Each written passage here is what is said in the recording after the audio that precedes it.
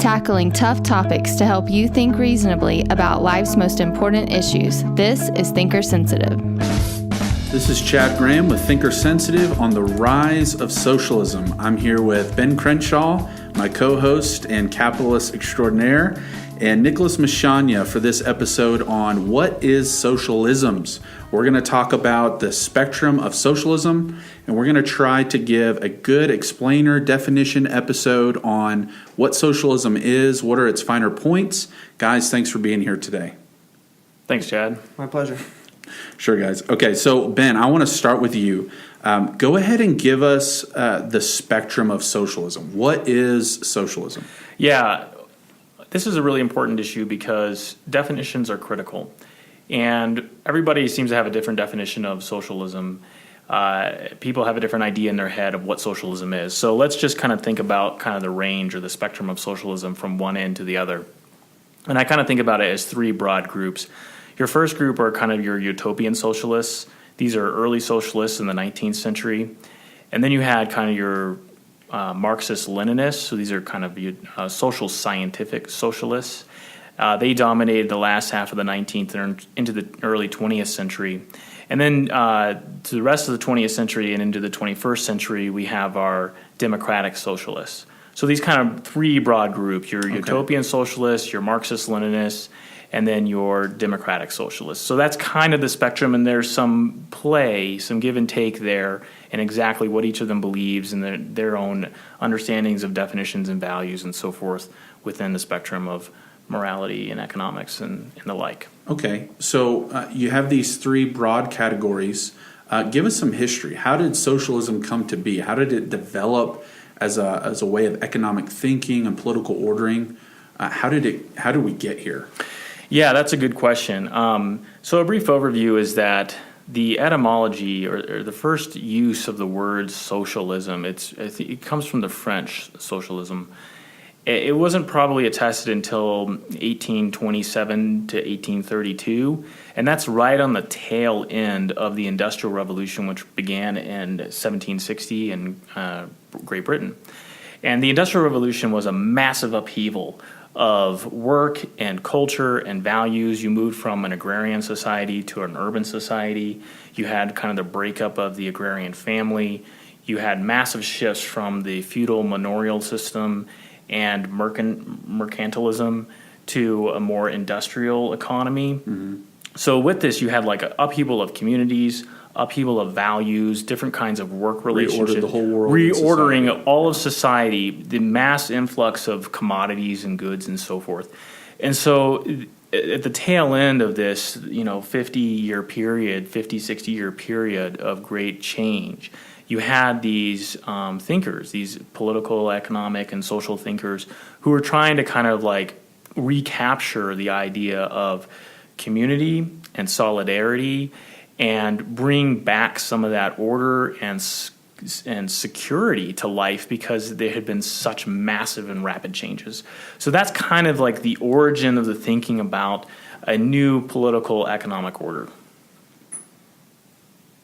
Yeah, and so there's a lot to unpack there, but I think I'd like to ask, do you see socialism as an enemy to individualism? Is it more statist in its political philosophy, or how do you make these distinctions? Yeah, so the first thing to think about is the fact that from a socialist point of view, they are not against the individual. In fact, they believe that their philosophy is the realization of human potential, full human development, full humanity in terms of its relationship to other people and its proper ordering to government and to civic society and so forth. So from their perspective, they think that this is a very favorable view and relationship to humanity. Now, I think how it works out in practice, in reality, and when we get into some of the nitty-gritty, the issues about what does it mean to be human, what's the human condition, the human problem, and so forth, you're going to find that like actually socialism in practice, and I think you can even see it in theory, is deeply hostile and destructive to the human individual, to the person, and not just to the person, kind of an attack upon the humanity of the person themselves, but it also is deeply damaging to relationships, family relationships, to relationships with your neighbor, to anybody you might exchange a good with, cooperate with, and so forth. So I do think that it is, in practice, I want to say in practice, it is opposed to the individual and to a human flourishing in an ordered society. But I don't want to put that into the minds of socialists. I do think that they would say they believe it is for the good of the common people. Yes. And so what are some of the, we've talked about the individual, what are some underpinnings, philosophical underpinnings of socialism? What has to be there philosophically in order to call a political system or a political ordering socialism? Yeah. So there's two things here. First of all, we want to say that there's kind of a traditional definition of socialism, and then there's a different kind of a new definition of socialism. And the answer to that question depends upon what kind of socialism you're talking about. Give me the traditional first. So the traditional definition and understanding of socialism is the public ownership of the means of production. Now, there's a couple of different elements there, and I'm not going to unpack all of that at the moment. Sometimes it's government ownership of the means of production or collective ownership of the means of production, something like that. The idea is that the people, the people themselves as a collective are going to own the means, the goods, or the capital by which they produce a flourishing life. So it's not going to be owned by an elite or something like that. So under that definition, you're going to have certain values. That's a more economical definition. A new definition of socialism focuses more on... By new, do you mean 20th century and 21st century, or are you talking about a new emerging this very day sort of? I would say that this definition has always been latent, because you go back to utopian socialists, and they have that word utopian in there. They're striving toward this ideal. They were brave enough to actually put that ideal into economic arrangements and say, this is how we'll achieve it. What happens today, though, is you'll read a lot of millennials who will back away from the economic discussion and just talk about the ideals. Mm-hmm. So this definition it's kind of a neo-definition, but it reverberates back to the beginning. Okay. So this is a way of defining socialism in terms of a specific moral code and achievement, following certain principles and achievement of certain societal ideals. Okay. And so what's giving rise to this new definition and reordering of classic or traditional socialism? What's driving this? Yeah, if we're talking about the 21st century, I think you have a couple of things going on. You certainly have a new generation, a generation that's been born since the fall of the Soviet Union. And, the fall of communism in 1989-90 was an earthquaking event.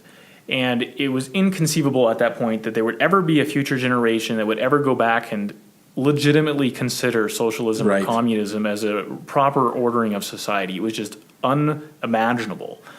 But that was 2 decades ago. Yeah. And 3 decades ago. And so we're dealing with an entire generation that not only didn't live through that, but unfortunately, because of the state of higher education, they haven't really learned much about it. And instead, it's been presented as this kind of glorious idea that went astray, because you have these nasty figures like Lenin and Stalin and Mao and Pol Pot and so forth, who just kind of like took the train off the tracks and it's like, we can do better, is this idea. Yeah. And in addition to that, you have some kind of disruptions in our world, specifically the Great Recession of 2008 and the financial collapse.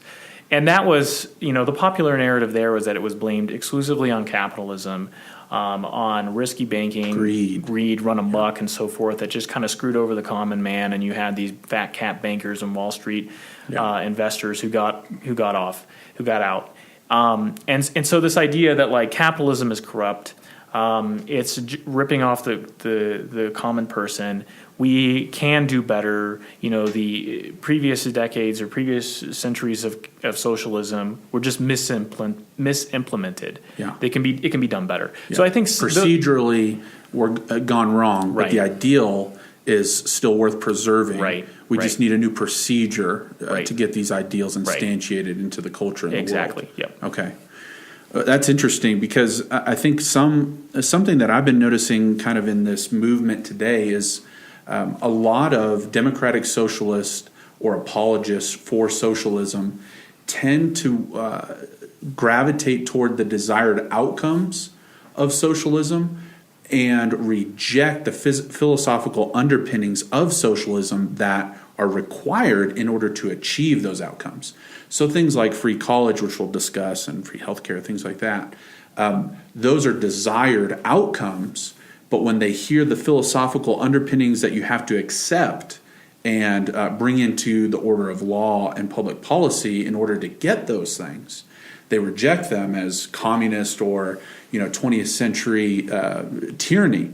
But the problem is they're inextricable. You can't collectivize wealth to pay for universal health care, free college, these things, without fundamentally having a disregard for private property and these other principles that have kept a capitalist or free market economy going. Yep. And so it's just weird how we're kind of introducing this generation that believes firmly in the ideal outcomes of socialism, but they also fundamentally reject a lot of the core principles or fundamental or philosophical maxims that you have to believe in order to get those. Are you seeing that too? Yeah, absolutely. And so in this case, like free college, universal health care, these kinds of policy prescriptions and outcomes are supposedly the realization of an ideal. And that one of those ideals is a more egalitarian society, a fair society with human flourishing and a more, you could say, classless society, less hierarchical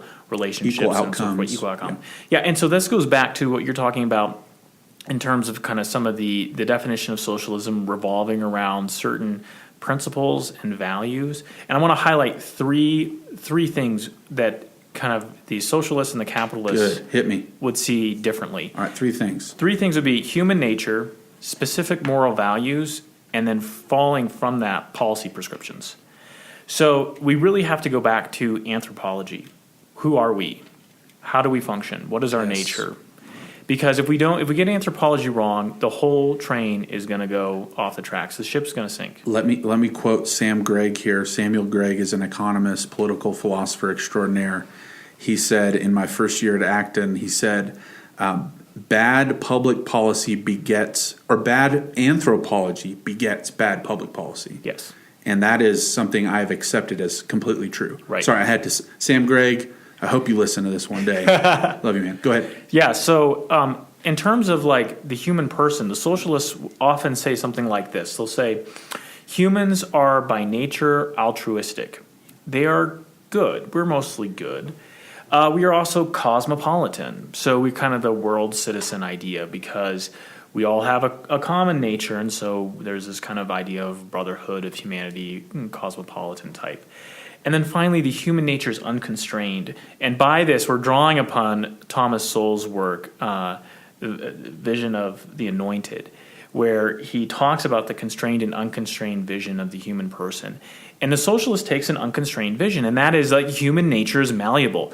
If we haven't yet achieved the type of humanity that we need in order to create this perfectly egalitarian, fair, and prosperous socialist economy, well, we can do it. Yeah, it's a matter of will, right? We can nudge people in that direction. We can educate them. We can kind of shape them. Yes. To reach that ideal. But what about the constrained vision? What is So that? on the flip side, a lot of market capitalists will take a more realistic view of human nature. And I would say that this aligns a lot with the basic theology of Christian theism. And that is that we have more of a fixed nature. And part of that nature, or a very fundamental aspect of that nature, is that we're fallen. We're fallible. Yeah. We make mistakes. We know this through observation. We know it through experience. We know it through self-reflection. Yes. That we're sinful. We do evil things, and we don't like to think about that, but we know it's true. So human nature is not only flawed, but it's in one sense got limits. You can only push so far before. Yeah, in one sense, like Brian Kaplan, who's an economist, he's written a book called Selfish Reasons to Have More Kids. And in there he talks about humans, instead of being putty, being putty, they're like plastic. So you can bend plastic to a certain point, and then when you let go, it kind of snaps back. And so human nature is kind of like that. We can try to bend it and make it be what we want, but after a while, it just snaps back. There are limits. There are limits, absolutely. And so human nature is the first element. Yes. The second element is values. So what are the values that socialists hold as opposed to market economists hold?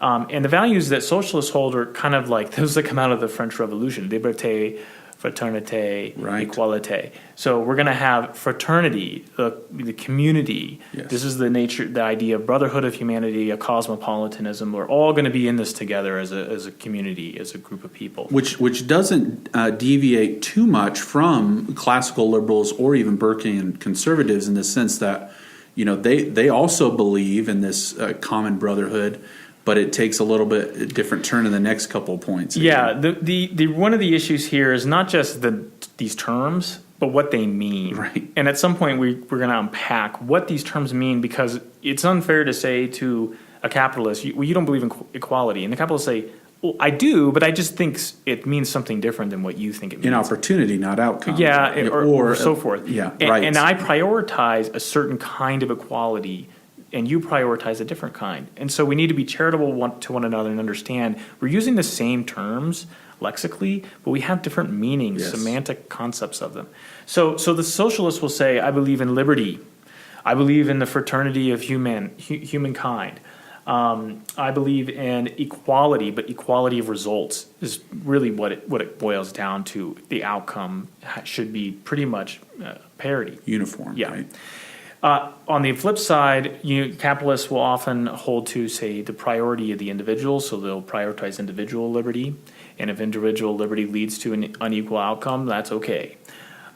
They also prioritize competition as a form of cooperation that brings about good results. Explain that. How can competition be a form of cooperation if we're competing with one another? Yeah, well, it really comes down to are there agreed upon rules beforehand, and is Which there take the form of laws, right? yeah that rule kind of of sanction a law market. exactly Yeah. like there's no price gouging, there's enforcement of contracts, property is valued and enforced and so forth. So rule of law, and then there's no fraud or foul play as you relate to somebody. So, if I'm able to produce a product that's the same product that you're producing, but it's a higher quality, and I can make it for cheaper, and people will buy it, and I'm your competitor, and therefore I beat you out, well, that's fair game. It's because I had more knowledge or innovation. But if I break into your lab and steal your work and produce that product, now we have fraud, or you have a violation of trust. patent, or theft of ideas and intellectual theft and so forth. Right. So this is a kind of competition is a kind of cooperation, because there's agreed upon it's you think about sports games. Yeah. It's competition, but two football teams have rules that they've agreed upon. You can run it so far until you're tackled. These are the sidelines. This is what these points are. They're cooperating together as they compete against one another. So oftentimes the socialists will kind of play off competition and cooperation. Let's say we should all get along and just cooperate with one another. But they leave out the fact that competition is a healthy form of cooperation. Good. That's good. And then finally, the last issue is that from human nature and values comes certain policy prescriptions. So the socialists will focus on the public or common property ownership and regulated exchange. And this is kind of the idea of a command economy, or that government ought to intervene in order to regulate prices, flows of goods and services, supplies of these things, the nature of the size of businesses and compensation for CEOs and so forth and so on. So you're describing a command economy there. Yeah, this would be a socialist economy, a command economy. On the flip side, the capitalists will say, no, we want private property, we want free exchange, we want rule of law, and decentralized decision making. So we want it to be decentralized in the sense that we're all making our own decisions, and the market through the price mechanism is going to cooperate and kind of make those decisions function smoothly and well with one another. We don't need some kind of bureaucratic oversight to make sure that it reaches some predetermined outcome. And just to clarify, price signaling is actually what helps us drive that sort of market. Absolutely. We can see prices shoot up, and then we know that something has a value, and we know either to produce more of that or if it's scarce or something like that. Yeah, okay. At some point we should talk in depth about prices, because prices Yes. are so critical. Prices are the language of the market, and if you destroy a language, you destroy the market. So anyway, human nature, values, and policy prescriptions. the socialists and the capitalists hold these very differently, either different values altogether or different understandings of the same values and the same human. And so we really need to go back to these fundamentals in order to understand our interlocutors, our opponents, those people who believe differently than we do, and to be able to make wise and prudential decisions about what's the best course for public policy and democracy and so forth. So I'm going to ask a question here, and there might be some dead air because this is a complex question I want us to wrestle with. I think one of the hardest ideas that I'm seeing people wrestle with today, including myself, is how many socialist policies does a people group have to have or institute in order to be considered socialist? Mm-hmm. Because I've seen, whenever we're talking about America, whenever we're talking about capitalism, people will point to things like socialist welfare systems or even things as simple as, city libraries or public roads, things like that. And they'll say, well, look, we're already socialist in these specific ways, but no one historically has ever classified our free market system as a socialist system. So how do we distinguish between a free market economy that has also some socialist policies and a socialist-based economy that may have some free market policies? How do we make those distinctions? Yeah, that's a really tough question. It's kind of a fuzzy line, and there's no one central authority to call the shots on that. I prefer to understand socialism more along its kind of pure or original form of the common ownership of the means of production. And when you have something like a welfare state or strong government intervention, there is an element of quote-unquote public ownership. The problem is that it's really government ownership. It's not ownership by all the people. If you have an indirect democracy like we do, partly like we do, where we vote for our elected representatives, then those representatives are part of the government, and the government makes decisions about these property and exchange and prices and so forth. Then you could say, well, in a kind of an ancillary, in an indirect sense, in a tertiary way, the people are involved in it. But it's so remote that it doesn't seem like it at all.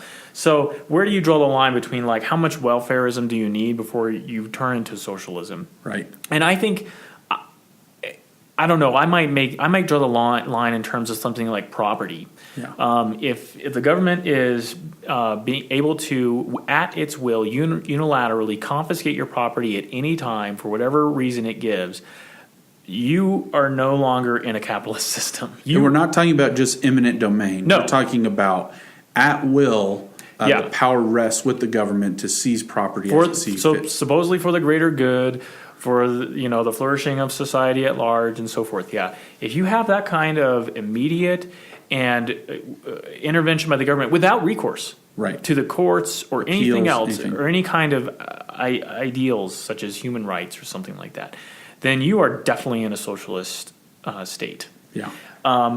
Now, there's problems because a lot of confiscation of property or wealth today takes place through taxes.